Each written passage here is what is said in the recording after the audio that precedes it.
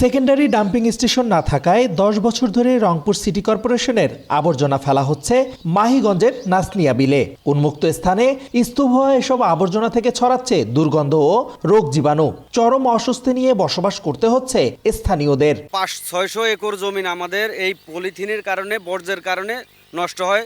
কুকুর দিয়ে অত্যাচার হয়। আশপাশে যে 8-10টা এলাকা আছে তারা কিন্তু প্রচুরভাবে ভুক্তভোগী ভাই আজকে এই স্থাপনার কারণে। পাখি পশু এদের মাধ্যমে ময়লাগুলো বিভিন্ন মানুষের বাড়িতে যাচ্ছে। বাচ্চা কাচ্চা আছে, আমাদের যে ফ্যামিলি আছে, এদের যে স্বাস্থ্য ঝুঁকি, কি ঝুঁকিতে আছি আমরা, এটা আমরা ভাষায় প্রকাশ করতে পারতেছি না। একমাত্র ডাম্পিং স্টেশনটিতেও রয়েছে চরম অব্যবস্থাপনা। সীমানা প্রাচীর না থাকায় যেখানে সেখানে ছড়িয়ে পড়ছে আবর্জনা। তবে লোকালয়ের মধ্যে হয় এখানে কম আবর্জনা ফেলেন পরিচ্ছন্নতা কর্মীরা। এসব ময়লা আবর্জনা আলাদা আলাদাভাবে শোধন বা ধ্বংস করার কথা থাকলেও নগরীর সমস্ত ময়লা আবর্জনা নিয়ে এসে ফেলে রাখা হচ্ছে অরক্ষিত এই স্থানটিতে।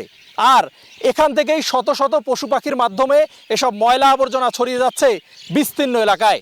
নাগরিক সমাজের প্রতিনিধি ও বিশেষজ্ঞরা বলছেন এই পরিস্থিতি জনস্বাস্থ্যের জন্য ভয়ঙ্কর হুমকি স্বরূপ। টোটালটা একটা পরিকল্পনার অভাব। মেডিকেল বর্জ্যটা যে পরিমাণ এখানে জীবাণু থাকে, এই জীবাণুগুলো অনেকে বুঝবে না। বিভিন্নভাবে কিন্তু অত্র এলাকাটার মধ্যে বিভিন্ন ধরনের রোগ জীবাণু ছড়ায় যাবে। একদিক দিয়ে তারা হয়তো অপসারণ করতেছে, কিন্তু আর একদিক থেকে মহাবিপজ্জনক একটা অবস্থান তৈরি করতেছে। তবে শিগগিরই ব্যবস্থা নেওয়ার আশ্বাস সিটি কর্তৃপক্ষের। এই মুহূর্তে আমাদের কিন্তু রংপুরের জন্য আমাদের বরাদ্দ নেই। একটু আমরা আশার বাণী শোনাতে পারি, কোরিয়ান একটি গ্র্যান্টের মাধ্যমে তারা ওয়েস্ট ম্যানেজমেন্ট নিয়ে একটু কাজ করার জন্য আমাদেরকে প্রপোজ করেছে। মাত্র ওয়েস্ট ম্যানেজমেন্ট রিলেটেড তারা এই বিষয়ে কাজ করতে আগ্রহী। 2012 সালের 28 জুন গঠিত হয় রংপুর সিটি কর্পোরেশন। নগরীর 33টি ওয়ার্ডে বসবাস করেন প্রায় 10 লাখ মানুষ।